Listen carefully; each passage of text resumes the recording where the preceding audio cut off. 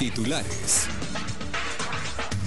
Comencemos con las noticias más importantes del día, y es que decenas de operativos realizados por las fuerzas de seguridad permitieron desmantelar a una estructura criminal de la Mara Salvatrucha, la cual se dedicaba al sicariato y la extorsión.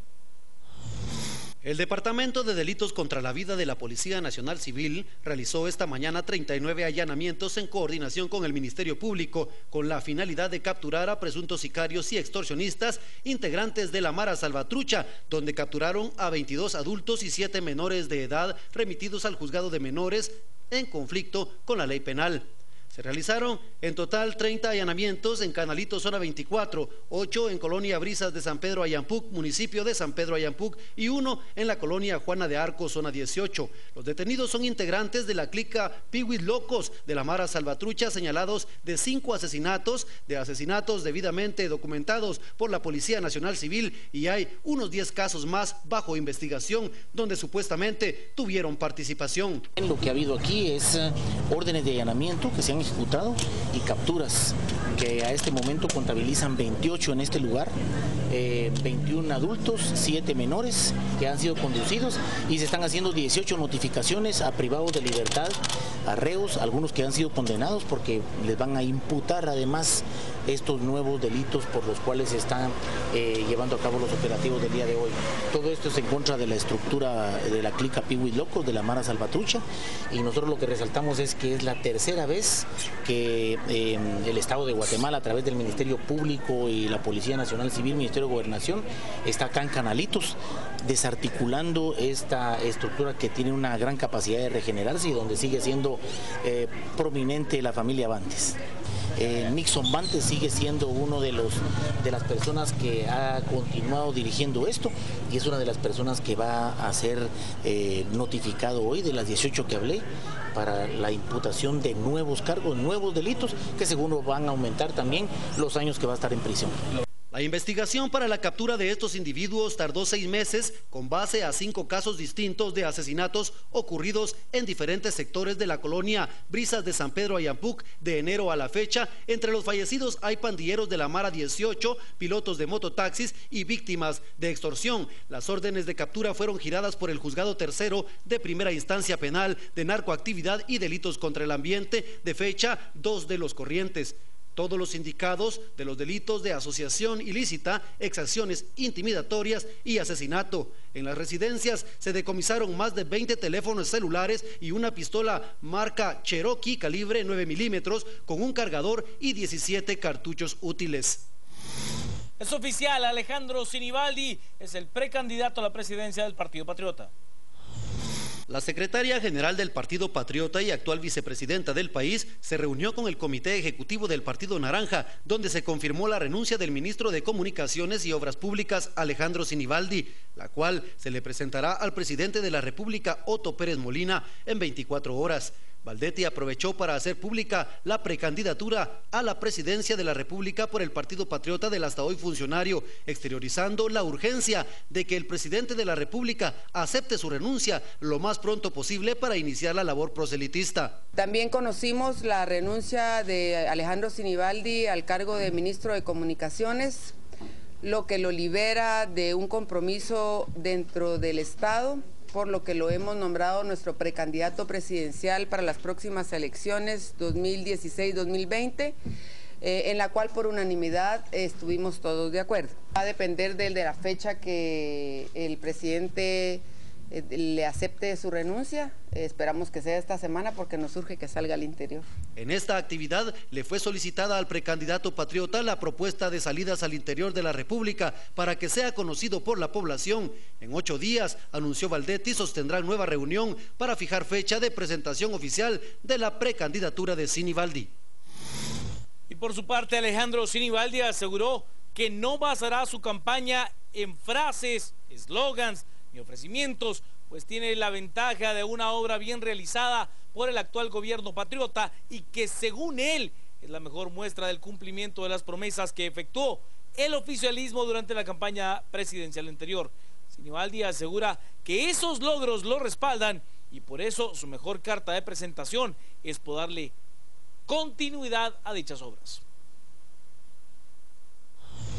Y nosotros más que prometer, lo que vamos a enseñar es lo que hemos realizado, porque el que ha construido, el que ha dejado, pues es más fácil que le crean que va a cumplir, que al que solo se para en una tarima a ofrecer, a prometer y a mentir como estamos acostumbrados. Los países en América Latina que han comprendido que es importante darle largo plazo a las políticas públicas, que han comprendido que es importante la continuidad en las políticas públicas, son los países que se han desarrollado en América Latina y en otras partes del mundo. Aquí el borrón y cuenta nueva al que estamos acostumbrados cada 4 años es una de las grandes tragedias que tenemos como país. Por su parte, Ingrid Roxana Valdetti Elías se negó a comentar lo más sonado de la semana, que fue la desarticulación de la estructura criminal de Pavoncito encabezada por Byron Lima Oliva, y por supuesto los nexos que en su momento se han dicho que tiene con el actual ministro de Gobernación, Mauricio López Bonilla. Al tratar de tocar con la secretaria general del partido de gobierno el tema del reo Byron Lima y su relación con el Partido Patriota durante la campaña electoral última en cuestión de financiamiento económico y maquila de ropa del partido, la vicepresidenta Roxana Valdetti evadió los cuestionamientos y se limitó a decir que se encuentran contentos de estar unidos y trabajando juntos, y al insistirle en el tema optó por retirarse. Sobre las declaraciones de Lima Oliva, secretaria, y la aclaración que el ministro de Gobernación hace respecto a que sí participó Lima en la campaña, en los fondos de campaña de 2011 y en la maquila que se hizo camisas para el partido. Lo que le digo es que estamos contentos como patriotas de estar unidos, de estar juntos, de verdad ser el partido más fuerte y más grande que tiene Guatemala. Lo vamos a demostrar, que tenemos músculo, que todos los secretarios que empezaron con nosotros están aquí presentes y que vamos a seguir demostrando que tenemos organización y que tenemos de verdad las ganas y las fuerzas de volver a tener un presidente patriota como ya tuvimos uno, que es Otto Pérez Molina. ¿Siguen los vínculos con Lima Oliva? Vamos a hacer la lucha, el esfuerzo por de verdad tener otro candidato, otro presidente patriota. Sabemos que tenemos la capacidad, estamos convencidos de que lo podemos hacer y el color naranja va a prevalecer de verdad en Guatemala por muchísimos, muchísimos años. Muchísimas gracias, jóvenes.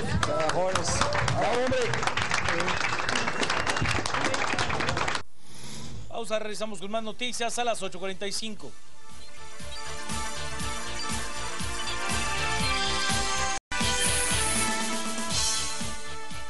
Vamos con las noticias. Hay que contarle que el ministro de Gobernación dio a conocer que el Poder Ejecutivo emitió una orden, un acuerdo gubernativo por el cual el Ejército de Guatemala colaborará con la custodia de los centros preventivos de nuestro país. En busca de verificar que la Guardia de Presidios lleve a cabo la seguridad como corresponde, el Ejército Nacional reforzará la seguridad en el sistema penitenciario. Así lo da a conocer el Acuerdo Gubernativo 304-2014, acordado en Consejo de Ministros de Gobierno y que solo está a la espera de ser publicado en el Diario de Centroamérica. El documento oficial detalla que el Ejército apoyará en el mantenimiento perimetral de los centros preventivos, centros de condenas penales y demás lugares, y establece que la coordinación y apoyo será atendiendo las medidas, estrategias y planes de seguridad del sistema penitenciario bajo la supervisión del Ministerio del Interior. También se aclara que no sustituyen a la Guardia de Presidios, sino que el Ejército supervisará sus funciones. La Policía Militar se sumará al control del circuito interno, patrullajes en las torres y harán una supervisión permanente. La disposición surge 4 días después de la desarticulación de una banda criminal dirigida por el recluso Byron Lima, quien con apoyo de las autoridades de presidios coordinaba el traslado de otros reclusos. Asimismo, el acuerdo establece que será la cartera de Gobernación quien nombre los centros carcelarios que tendrán dichas medidas y en caso de ser necesario el Ministerio de Finanzas Públicas asignará los recursos que sean necesarios para la organización e implementación de dichas estrategias. 2 agentes de la Policía Nacional Civil fueron capturados por cometer delitos en contra de viajeros en el Aeropuerto Internacional Aurora. Agentes de la Inspectoría General de la Policía Nacional Civil, en distintos operativos realizados en diversas partes del territorio guatemalteco, capturaron a 2 agentes de esta institución, quienes eran requeridos por una orden de aprehensión girada en su contra, supuestamente por robar pertenencias y dinero en efectivo de las maletas de los viajeros que entraban o salían del país en el Aeropuerto Internacional Aurora. Los detenidos son José Elisandro Iboyan Pérez, de 31 años, capturado en la colonia Cipresales de la zona 6, quien se encontraba de alta en la Subdirección General de Análisis e Información Antinarcótica, y a Gustavo Adonis Romero Chamo, de 35 años, detenido en la calzada Aguilar Batres del municipio de Sansare del departamento del Progreso. Según los investigadores de la Oficina de Responsabilidad Profesional, los dos agentes, cuando estuvieron de servicio activo como seguridad dentro del aeropuerto, aprovechaban el momento en que revisaban el equipaje para apropiarse de objetos de valor y dinero de los dueños de las maletas, que en su mayoría eran turistas que llegaban o salían de Guatemala. Usted en las instalaciones de un prestigioso centro educativo privado de la ciudad de Capital se realizó un torneo internacional muy curioso, véalo usted. En las instalaciones de Liga se realizó el cuarto torneo internacional de cubo de Rubik, auspiciado por el Liga y la comunidad Rubik de Guatemala. Adrián Ramírez, organizador y delegado para Guatemala, explica en qué consiste dicha actividad que se realiza por cuarta ocasión en nuestro país desde diciembre a la fecha. Hoy es una competencia en la que las personas vienen aquí a resolver el cubo de forma rápida, buscando hacer un menor tiempo, o sea, menor tiempo que los demás, o tratando de romper récords nacionales o continentales o incluso mundiales si se pudiera. Esta es una actividad considerada como un deporte mental, el cual cada vez son más personas las que lo practican a nivel mundial, y Guatemala no es la excepción. A mí me ha beneficiado mucho el cubo, ¿verdad? Porque la matemática lleva muchos algoritmos, entonces la matemática se me ha facilitado desde que comencé a aprender a armar el cubo. También obtuve mucha agilidad en las manos y ya tengo mucha destreza mental. Beneficios que he obtenido para practicar este deporte ha sido la destreza mental, mi agilidad visual, mi agilidad a reconocer patrones en diferentes opiniones, también mi destreza en las manos, que es lo más importante que se requiere para usar el cubo. El delegado para Guatemala invitó y explicó la manera de participar en estos eventos. Crear una página en Facebook, se llama Rubik's Cube Guatemala, o si no un grupo en Facebook, se llama Comunidad Rubik Guatemala. Ingresan al grupo y ahí avisamos siempre que haya alguna competencia o algún evento de este tipo. También pueden buscar en Google, digamos, periódicamente, esperando que haya alguna competencia, porque el registro se hace en línea.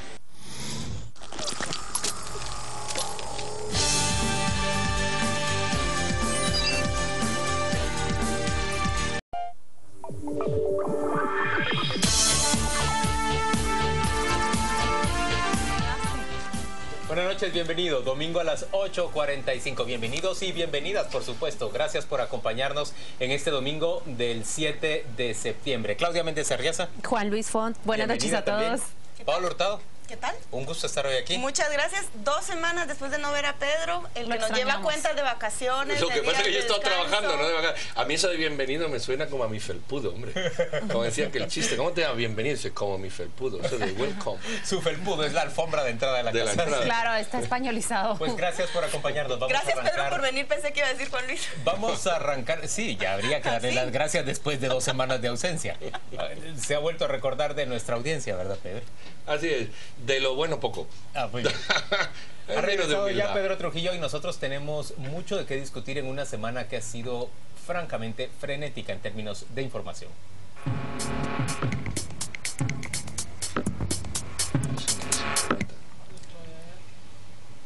Era miércoles y eran las 6 de la mañana cuando el teléfono del ministro de Gobernación sonó a primera hora.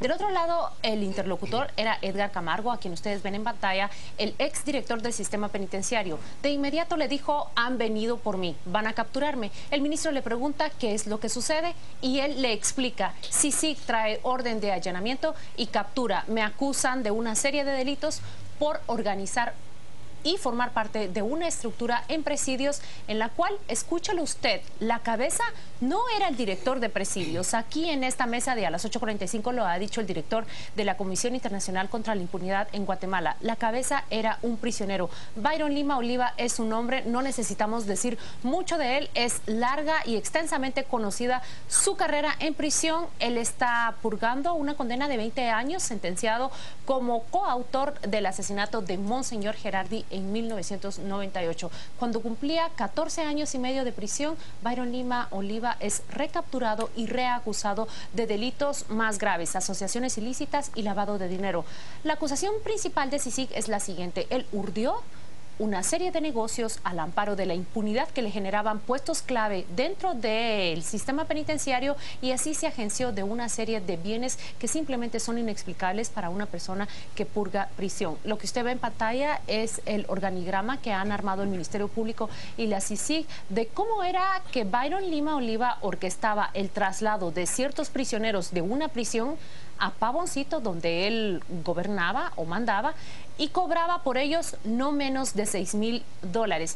Quiero proponer aquí que nosotros analicemos 2 puntos a raíz de los hechos que sucedieron a partir del miércoles. El primero es una pregunta. ¿Resurge CICIG con este golpe que ha atestado contra una estructura de la cual se sabía desde hace mucho tiempo? ¿Es el renacer de la CICIG?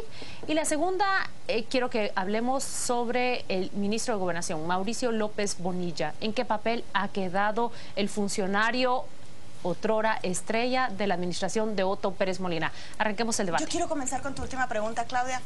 Creo que el papel del ministro o la justificación de su cargo en este momento es insostenible.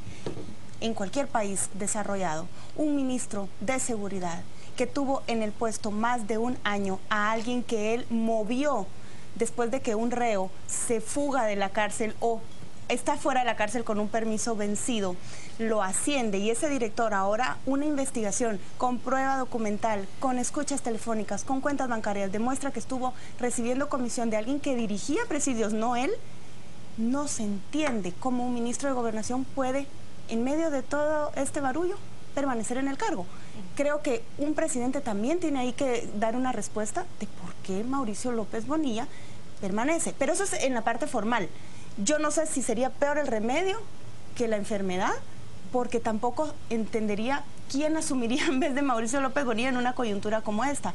Pero sí me parece que el papel del ministro de Gobernación en esta semana ha quedado en entredicho, y su responsabilidad, su omisión, su silencio, su desconocimiento, su ignorancia, por donde quiera vérsele, no se justifica. ¿Alguien en la mesa piensa diferente? Sí, yo pienso diferente. Yo pienso que en términos generales ahorita no hay ningún indicio de vinculación de Mauricio López Bonilla con los delitos que CICIG y el Ministerio Público han descubierto en esa red que estaba encabezada por el señor Lima. Y creo que el señor Lima está siendo enormemente eficaz en esta defensa desesperada suya de salir a atribuirle a López Bonilla una especie de reclamo de deslealtad. Le está gritando desde el principio varias cosas que de entrada sabemos que son falsas. Por ejemplo, responsabilizarle de la investigación cuando CICIG y el Ministerio Público mantuvieron al señor López Bonilla al margen de esta investigación. Ya lo han dicho aquí, había razones para considerar, lo ha dicho Iván Velázquez, lo ha dicho también López Bonilla, había razones para considerar que era necesario impedir cualquier filtración de información. El Ministerio de Gobernación fue extrañado o fue separado de este proceso. Me parece que cuando Lima sale a recriminarle a López Bonilla, que fue él quien le delató, quien produjo la investigación en su contra, por recriminaciones, por ejemplo, respecto de la corrupción en el intento de construir cárceles, nosotros sabemos que no fue como Lima está diciendo que se produjo. Sabemos perfectamente que eso se detuvo porque 2 periodistas que están sentadas en esta mesa publicaron una investigación que descubría que había vínculos entre el señor López Bonilla, en el pasado profesional del señor López Bonilla, y la persona que estaba siendo llamada a convertirse en el integrador del negocio para construir cárceles. A mí me parece que, en primer lugar, sobre quien debe estar el foco en todo este proceso es el señor Lima Oliva.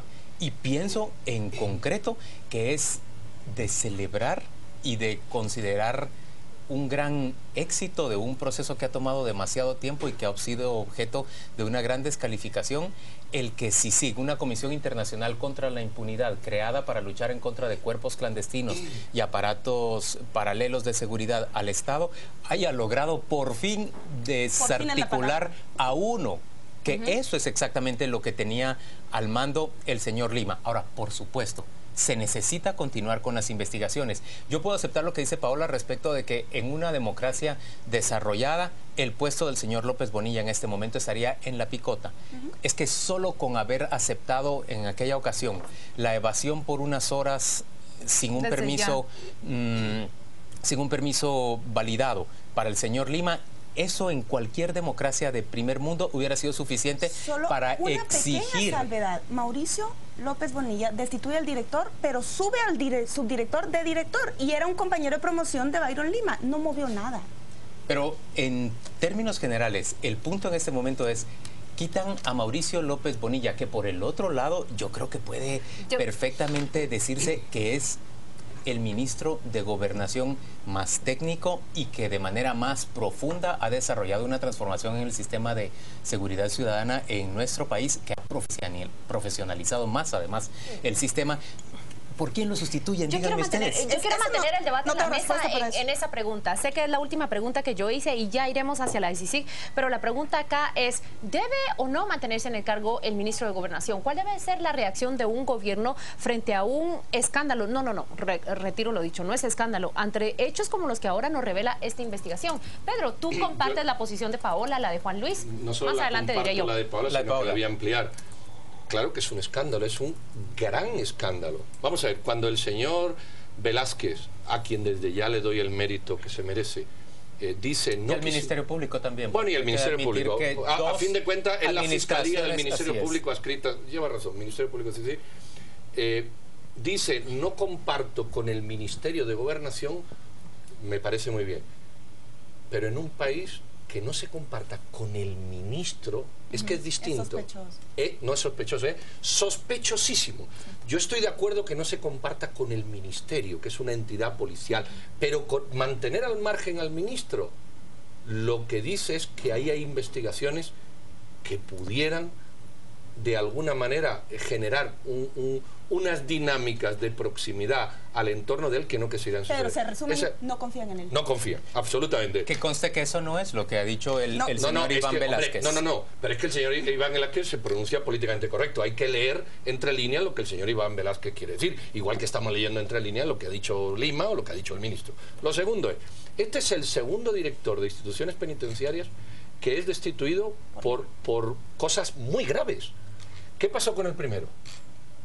Autorizó la salida. No, sí. ¿Qué consecuencias? Sometido a proceso. ¿Sometido a proceso? ¿Y Byron? No sé cuáles son. No sé cuáles son las consecuencias de ese... Luis González no enfrentó proceso. Correcto. ¿Y Byron Lima? Byron Lima enfrentó proceso. Correcto. Un año después, no pasó nada. Enfrentó proceso. Pero la gran impunidad que existe en el organismo judicial, y el ministro de Gobernación se quejó en este foro dos veces de que los jueces no autorizaban. Nada, es lo que yo estoy diciendo. Tiene razón López Bonilla. Los jueces aceptaron y con la ayuda, y el ministro se quejó de los jueces. Yo solo estoy diciendo, no pasó nada, es lo que estoy diciendo. El segundo, que es el subdirector, ocurre esto. ¿Dónde está la inspectoría de prisiones?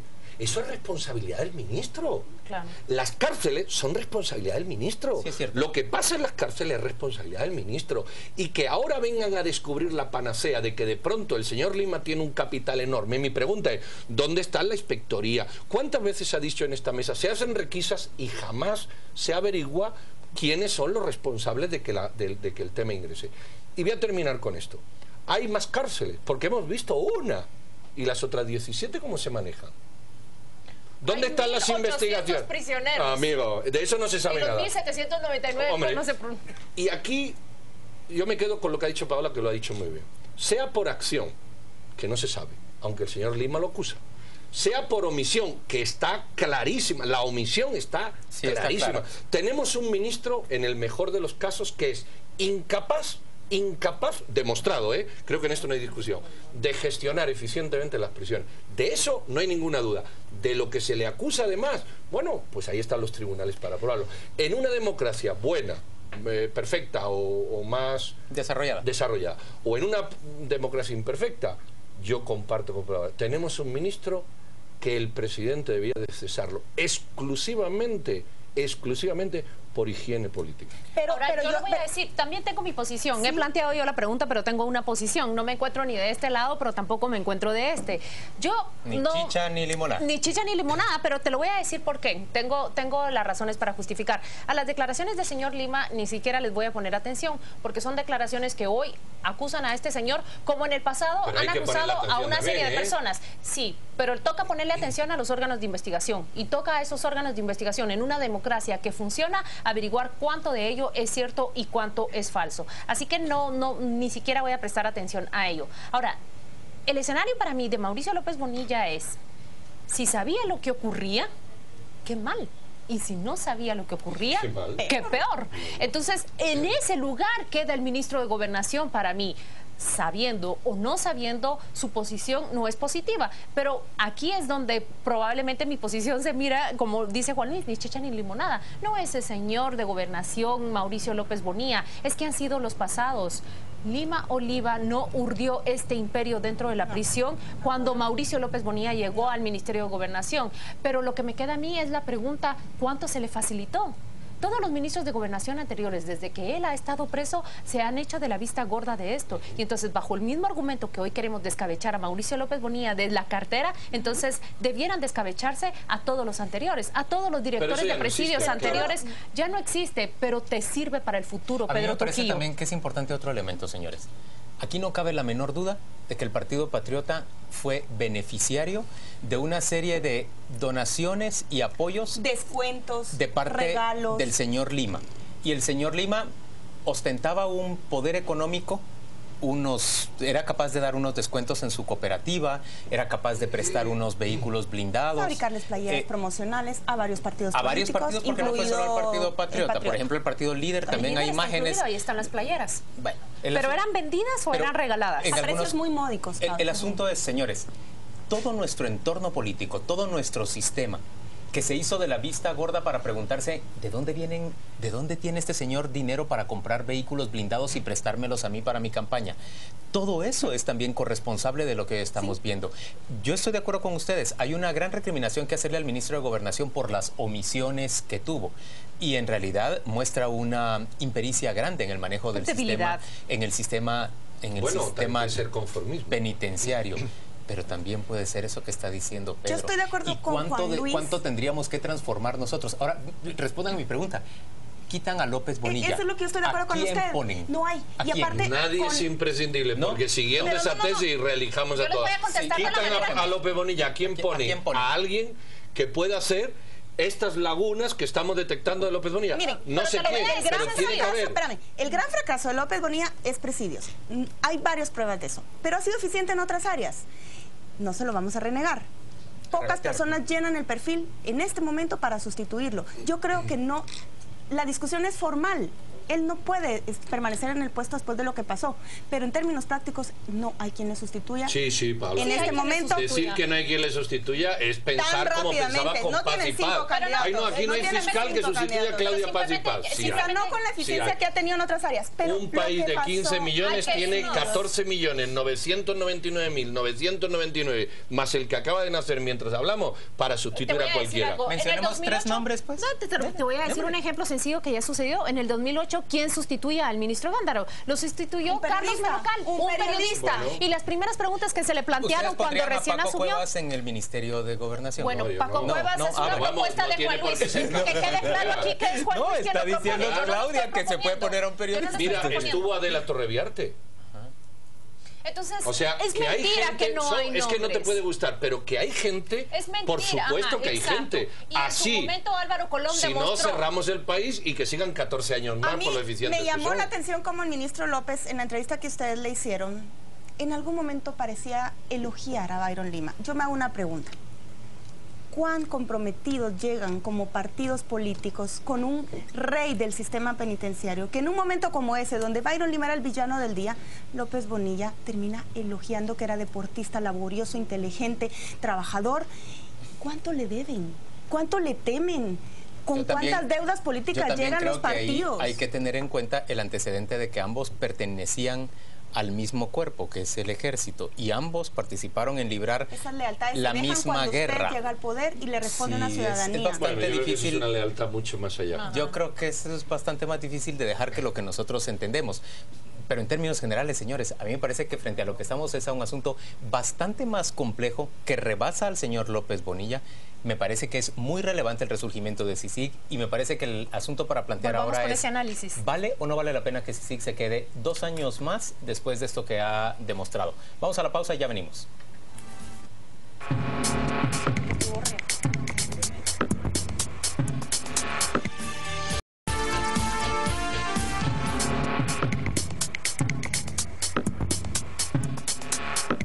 vuelta a las 8:45 este día domingo. Mucho más que discutir en torno a lo ocurrido a lo largo de esta semana. Ya lo sabe usted, el miércoles fue detenido a las 6 en punto de la mañana el exdirector ahora del sistema penitenciario. El ministro de Gobernación vino esa noche a las 8:45, la noche del día miércoles, como también estuvo con nosotros el comisionado internacional contra la impunidad, pero hemos elegido, ya que estamos discutiendo en torno a Mauricio López Bonilla y al papel de la CICIG, del que habremos de hablar después, hemos elegido unas breves palabras de las preguntas y respuestas que intercambiamos esa noche a las 8:45. Vea usted. Hoy que está enormemente furioso por la imputación de los nuevos delitos, está diciendo una gran cantidad de cosas en contra suya sobre todo. Yo voy a mencionar algunas cuantas. El señor Velázquez fue sumamente cauto cuando yo le pregunté si esas iban a ser líneas de investigación. Él dijo que ellos tenían que valorar, primero conocer las declaraciones, valorar correctamente y hasta después decidir si valía la pena o no investigarlo. Pero yo le pregunto, él dice que le llegó a sugerir a usted el nombramiento de los cuadros del sistema penitenciario, de los altos cargos del sistema penitenciario. ¿Cómo responde usted a eso? Solo puedo añadir una información. El suegro de él fue un encargado administrativo del sistema penitenciario. Subdirector administrativo. ¿Cómo nos explica eso? Bueno, les explico que para mí hasta el momento de la evasión me enteré que realmente el señor Reyes tenía una vinculación con él en ese momento. Yo recibí... Que la hija de él estaba vinculada con el señor Lima. Así es. Estamos hablando de un ministerio, no es excusa, de 38,000 colaboradores. Aquí están todas la policía. Todos se rigen por sus propias leyes y los directores asumen responsabilidad directa por ese cumplimiento. Yo soy el ministro del despacho superior que dirige estratégicamente todo este tema, pero ellos tienen responsabilidad sobre lo que ocurre de acuerdo al cumplimiento de la ley. Por supuesto, él puede decir, sí le recomendé nombres. ¿Cuántos, imagínense ustedes cuántos cientos o miles de personas me enviaron a mí recomendaciones para todos los puestos que hay? Unos pidiendo trabajo, otros decían que habían participado en la campaña, otros recomendando a gente que podía ocupar algunas posiciones. Eso era lo normal. Y sí, él en algún momento me envió un mensaje. El asunto es, le respondí, hablé con él alguna vez directamente. Más aún, ¿tomó en cuenta alguno de los recomendados de él? Sí, por supuesto. Pero ya eso no es hecho. Atendiendo recomendaciones de un preso. Sí. Y para cuidarlos. Repetí, Paola, es que creo que no se oyó lo que dijiste. ¿Qué hace un ministro atendiendo recomendaciones de un preso? ¿Qué hace un ministro hablando con un preso? Eso es que ¿Qué hace un preso con un celular en la cárcel hablando con el ministro? Pero escucha, él ha dicho nunca visité a Byron Lima. Eso ha dicho él, ¿no? Hay declaraciones que dicen nunca visité a Byron Lima. La pregunta es cómo habló con Byron Lima. Él dice que recibió un correo. No, dice yo hablé directamente con él. Eso ha dicho. Recibir correo, yo hablé directamente con él. La pregunta es, ¿por qué tiene esa comunicación con ¿Y cómo justifica que un reo lo esté llamando desde un celular desde la cárcel? Byron Lima era un hombre que... No la tiene solo el ministro de Gobernación. No, pero él dice, hay 38,000 funcionarios, eso es cierto, pero la designación del director de presidios es responsabilidad suya. De ahí para abajo no. De ahí para abajo nombra el director de presidio. O sea, no es cierto que haya 38,000 funcionarios que tú supervisas. Eso no es correcto. Tú supervisas 5 o 6. El director de policía, el director del sistema. Y la pregunta es, cuando tú te reúnes con el director del sistema, ¿de qué hablas? Tú le dices, ¿están funcionando las inspecciones? Hay una inspectoría, ¿no? ¿Cómo van? Es que parece que con esto, siguiendo el tema anterior, que el ministro quiere decir, bueno, ahí había un director, pero tú lo nombraste, tú te reunías con él, tú les exigías responsabilidades, como que uno no se puede lavar las manos. No estamos diciendo que él consintiera, que eso habrá que verlo, pero sí estoy afirmando contundentemente que su inacción lo hace absolutamente inoperante. Ese es mi punto, que creo que era el punto de Paula, la inacción, y creo que era el punto que tú también dabas. Sí, es exactamente el punto que él dice. Ahora, Juan Luis, yo admito esa inacción y la veo como una falla grave, pero puestos los pies en este país y en este contexto político, yo no sustituiría al ministro de Gobernación. Por supuesto, creo que la CICIG y el Ministerio Público tienen que tener entera libertad para investigar cualquier línea, cualquier indicio posible de vinculación del ministro. Si hubiera alguna vinculación delictiva, ahí sí me parece a mí que no solo debe destituírsele, sino procesarse. ¿Por qué no te haces esta pregunta? A ver. Si no admiten la inacción, o admiten la inacción, pero dices hay cosas, ¿por qué no piensas que en esas cosas que ha hecho bien también hay inacción y podrían haber sido mejores? La inacción, las faltas y los delitos son por acción. Es que era y justamente son lo por que le quería omisión. decir a Juan Luis. Y la omisión en ocasiones es tan grave o más. Te lo voy a decir de esta manera, Juan Luis, tú acabas de decir en otras áreas el ministro de Gobernación ha sido un funcionario clave, diligente, funcionario estrella o diligente, pero hace apenas 6 u 8 semanas acá hablábamos sobre ese caso de los 14 policías que implantan, porque está determinado por un fallo, implantaron prueba, implantaron droga contra una persona. Y siguen activos. Esos funcionarios siguen activos. Y el ministro de Gobernación, ¿qué va a decir allí? No es excusa, pero la policía está integrada por 25,000 agentes y de estos 14 yo no estaba al tanto. Lo que aquí se nota que no funcionan son los sistemas de control, son los sistemas de verificación. Y él tiene toda la razón, no puede estar pendiente de los 38,000, pero los sistemas de control deben funcionar, Juan Luis.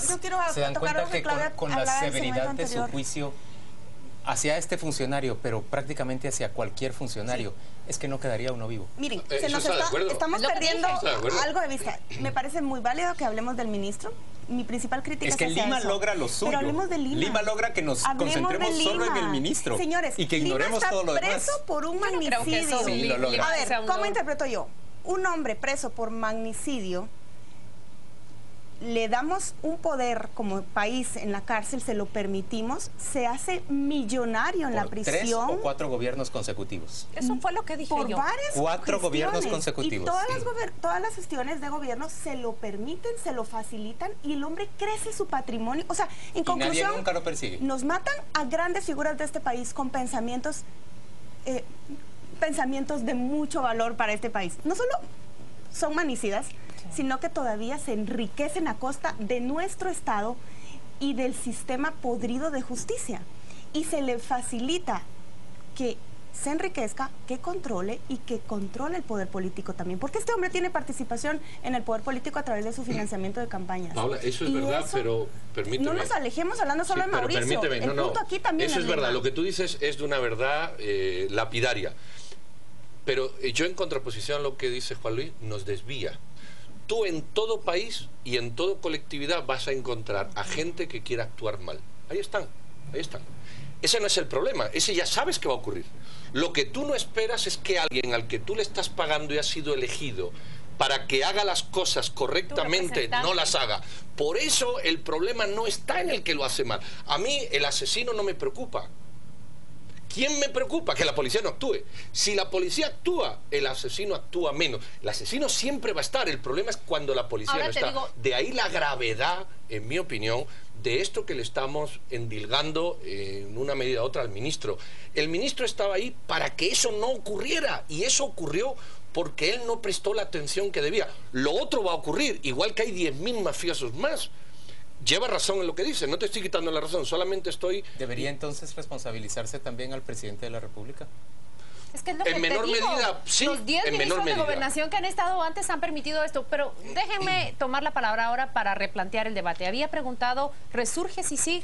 ¿Cómo analizamos políticamente el papel de CICIG a la luz de estos hechos? Iván Velázquez asumió la dirección de CICIG en septiembre de 2013 y un año después este operativo de grandes magnitudes refleja el primer resultado, se puede decir, de la administración del comisionado colombiano.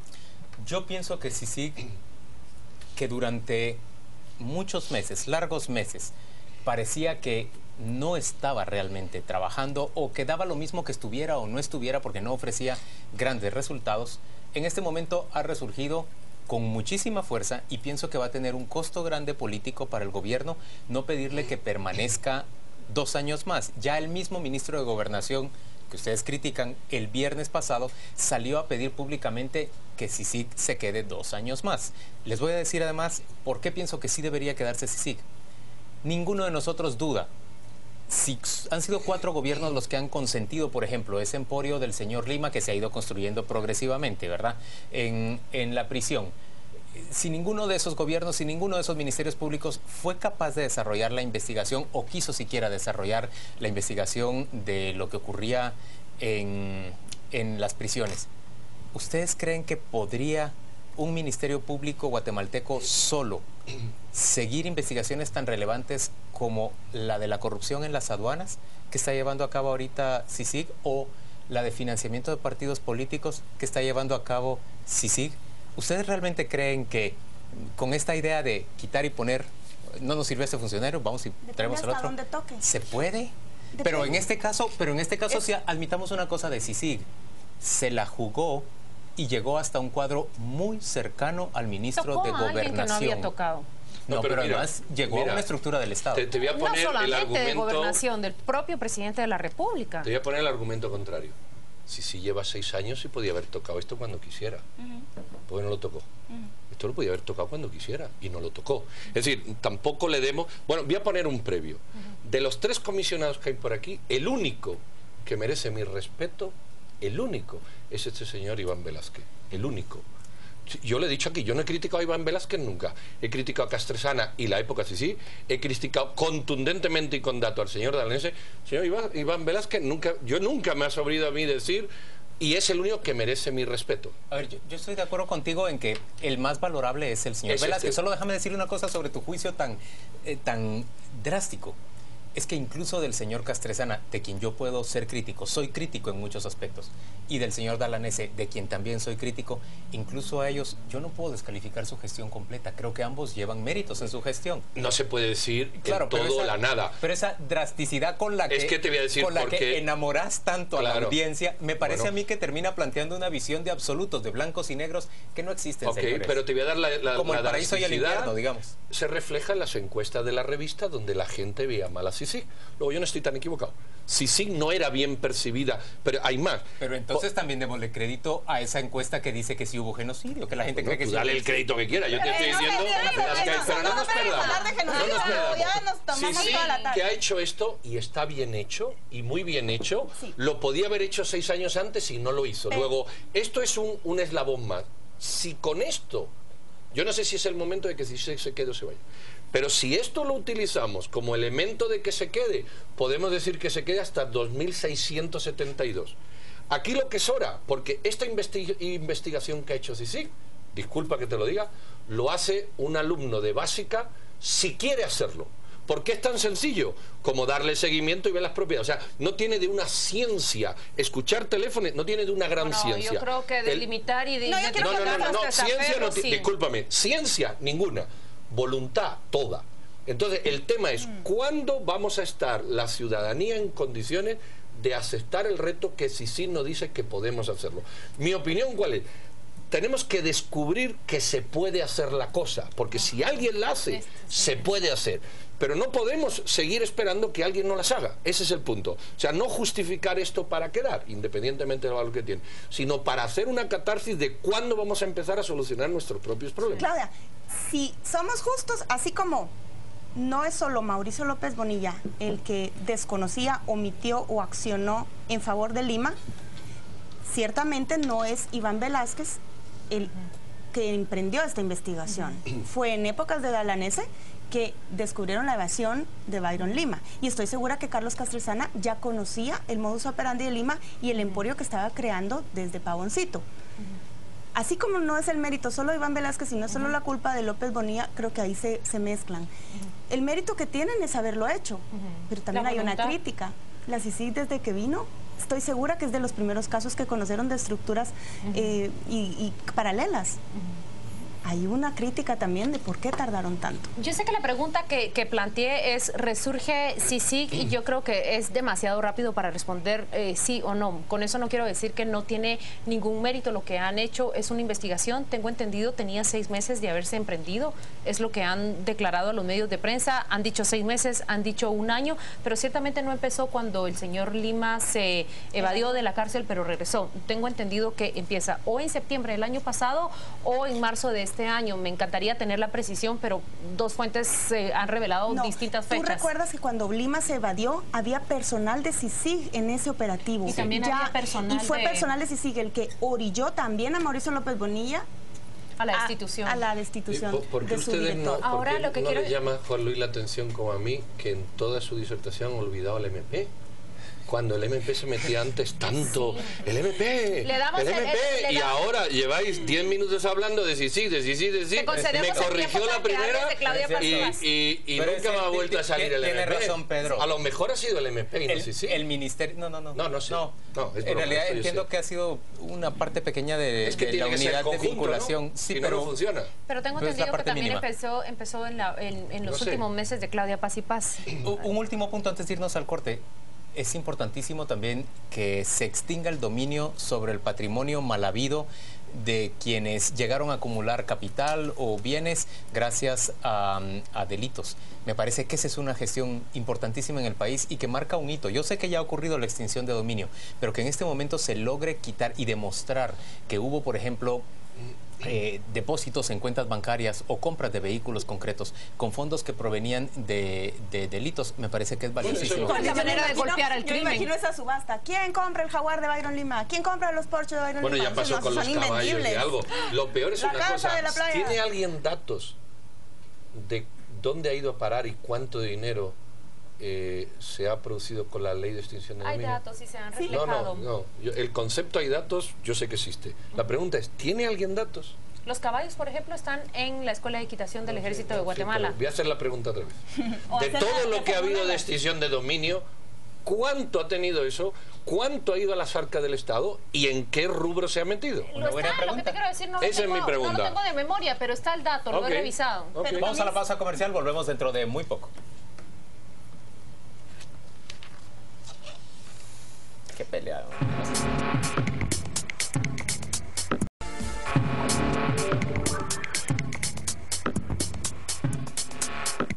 Ahí está, con esta fuente reservada cerramos este tema que nos ha tomado prácticamente todo el programa. Nos ha llegado información de que la cantidad de $800,000 habría sido pagada a Byron Lima por el supuesto narcotraficante Marvin Montiel Marín, alias El Taquero, para que lo trasladaran del Mariscal Zavala al Mariscal Zavala y le garantizaran su seguridad. Esta es la cifra más alta de lo que ha llegado de información, porque ustedes recordarán que se habló de que en promedio Byron Lima recibía $6,000, $7,000 para conseguir esos traslados con la connivencia, la aprobación del director de presidios y toda una estructura allí.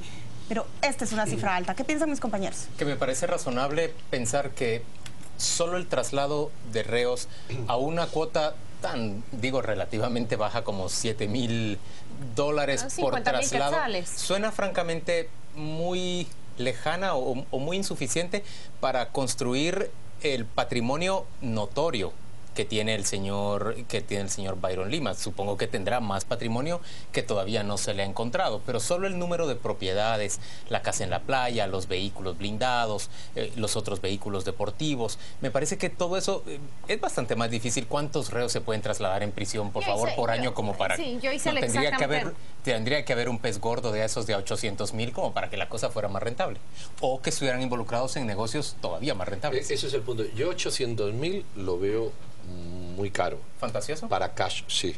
Pero para un narcotraficante Sí, que quiere sí. estar Cash, sí. en una celda Sí. aislada. Pero Cash, porque sí. ocupa mucho espacio. Por 1000 razones. ¿Cuál es mi preocupación? O sea, no veo alta la cifra, veo alto los billetes. Entonces, ¿a qué me lleva a mí esto? A desarrollar la idea que Juan Luis, entiendo yo, que ha dejado sobre la mesa.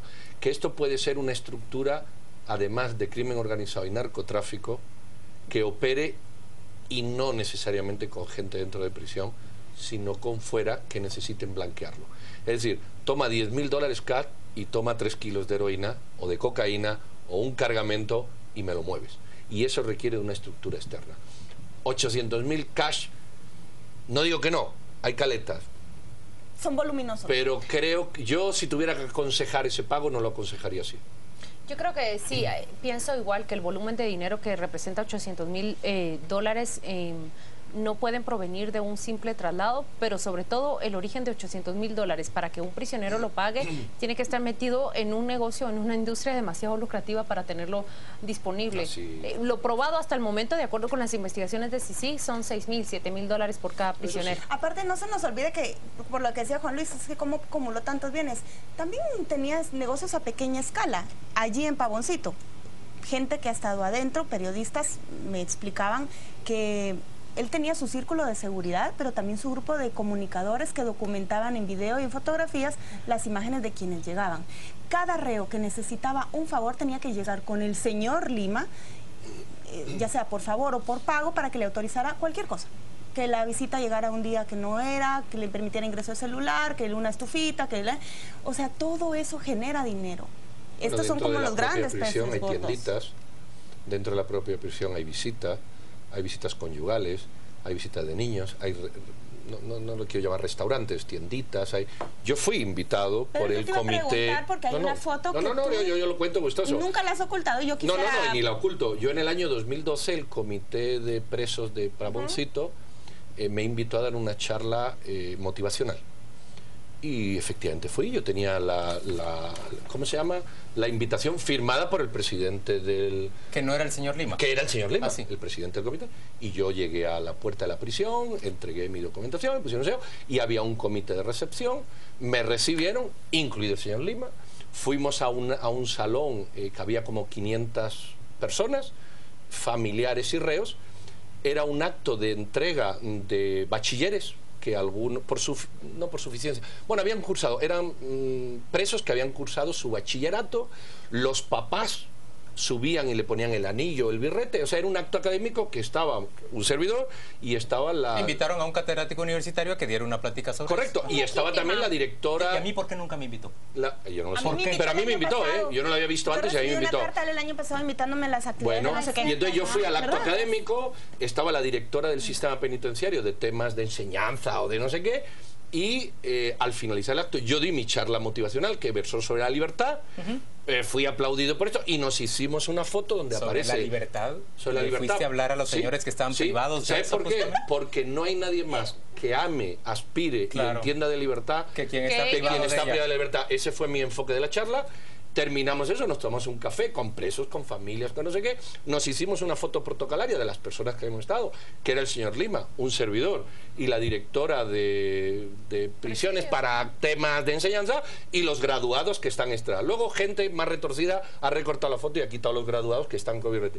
Y un servidor terminó y se fue. O sea, yo fui a ese acto e iría 1000 veces más, porque creo que fue un acto académico de presos, estuviera el señor Lima, no estuviera, que merecía mi atención en la Navidad del 2012. O sea, no tengo por qué avergonzarme ni ocultar, y agradezco mucho que me lo hayáis comentado porque me da la oportunidad de explicarlo, ¿verdad? Vamos a hablar de cifras en este momento.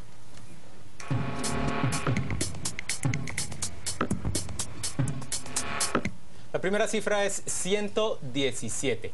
Fueron 117 votos a favor los que se emitieron, miren, tan chulos los diputados del Congreso de la República, para aprobar de urgencia nacional la derogación de la Ley de Protección de Obtenciones Vegetales. El Partido Patriota y el Partido Líder, ambos se disputaban entre sí el mérito de haber conseguido los votos para derogar la ley. Una ley francamente impopular, aunque según nos han explicado debatientes aquí a las 8:45, la verdad es que parecía ser menos dañina de lo que terminó interpretándose, sí.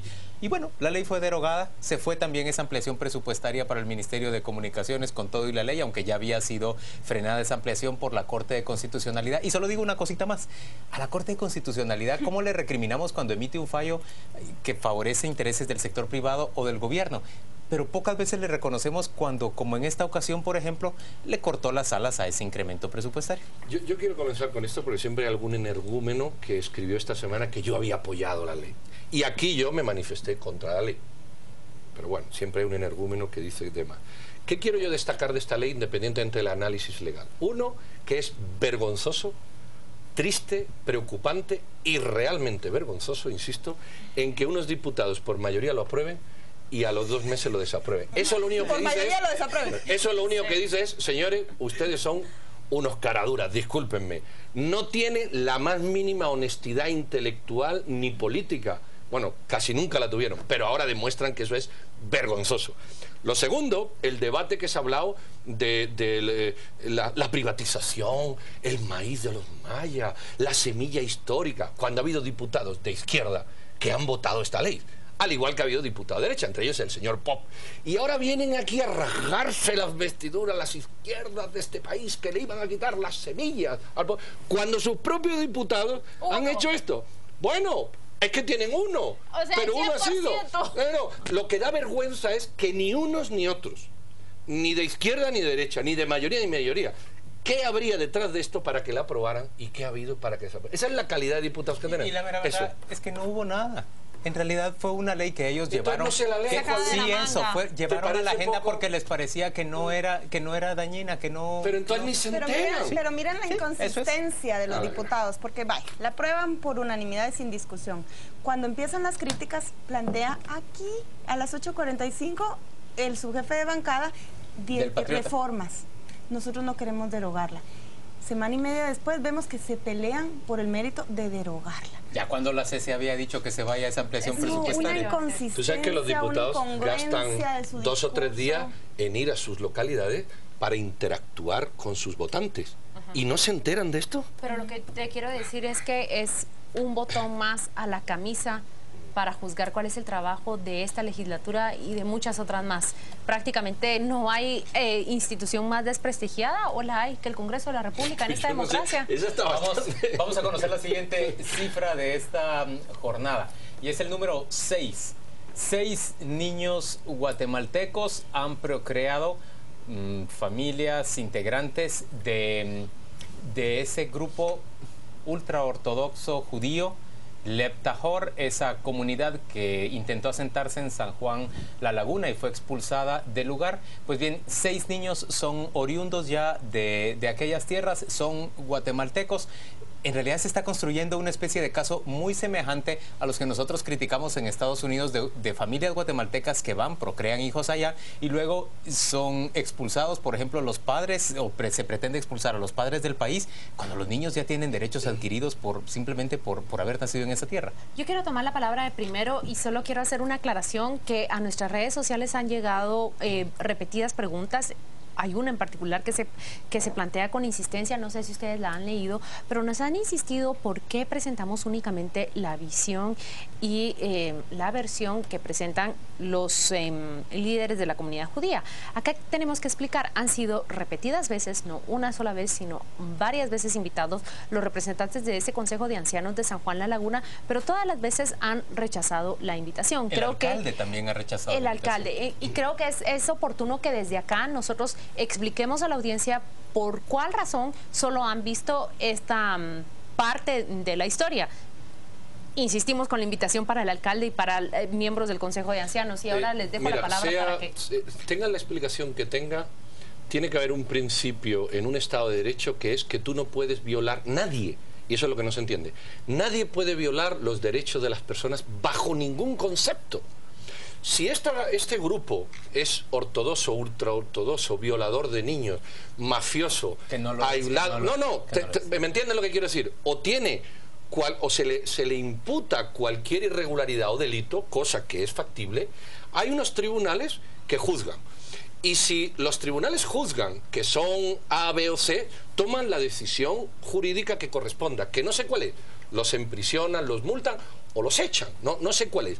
Ahora, cuando una comunidad se eroga la potestad de decidir sobre los derechos de libre locomoción de unas personas, basándose en cualquier supuesto que no esté agarrado al Estado de Derecho, lo que estamos es destruyendo el Estado de Derecho, fundiéndolo, independientemente de estos señores, que yo no los he visto, aunque sé que ustedes los entrevistaron, pero independientemente de eso, y eso hay que achacárselo a las comunidades. Y si te metes en un país donde te acusan de xenófobo, racista, y una comunidad de corte étnico indígena hace esto, todavía, si cabe, la cosa es más grave. Aquí ha habido una violación de los derechos por encima del Estado de Derecho. Señores, yo digo algo muy rápido. No se nos olvide que fue en Sololá donde también expulsaron a nuestra colega periodista Lucía Escobar, tildándola de drogadicta y hippie. Y no hubo tolerancia. Yo creo que esto es más grave de lo que nosotros le estamos atribuyendo. No es solo la expulsión, es una intolerancia enorme, que ya es segundo caso donde sacan a un foráneo. Señores, vamos a presentar la última cifra y luego rápidamente les ofrecemos una breve explicación sobre el tema central de Contrapoder. La última cifra es el número 4. 4 años fueron los que pasó Gustavo Cerati, el famoso ex vocalista de la banda Soda Stereo, la banda argentina.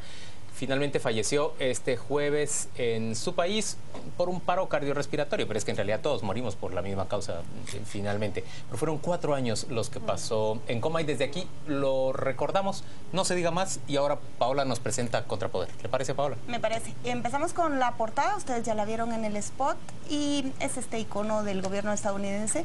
El tío Sam. El tío Sam, sobre la lista negra. Los vetados por Estados Unidos para aspirar a una magistratura en la Corte Suprema de Justicia. Es un trabajo de Contrapoder que no solo expone quiénes son esos vetados y quienes accedieron a responder qué refutan al gobierno estadounidense, sino también las críticas que hay desde lo interno del Poder Judicial y externos hacia esto que pueden calificar algunos como una intromisión de Estados Unidos. Por otro lado, se le reconoce que es de los pocos que están cuestionando estos candidatos a magistrados de la Corte Suprema de Justicia. Y la otra que queremos mostrarle es este personaje de Ipala Chiquimula, un constructor, productor de tomate, también dueño de canchas, pero señalado en 2 gestiones de gobierno como presunto narcotraficante. Ha sobrevivido a 3 atentados, ha estado preso 2 veces, ha tenido denuncias de la IBE por lavado de dinero, ha tenido operaciones sospechosas. El señor ha salido bien librado de todo y ahora quiere ser alcalde de Ipala. Ahí le contamos en esa nota quién más es este personaje que se apoda él mismo el Tres Quiebres. El Tres Quiebres. Tres quiebres, 2 atentados, 3 atentados, 2 pasos por prisión, quiere ser alcalde. Muy bien. Lo malo, que lo va a hacer. Gracias por acompañarnos, lo dejamos en compañía de la viñeta de la semana y le deseamos un buen descanso.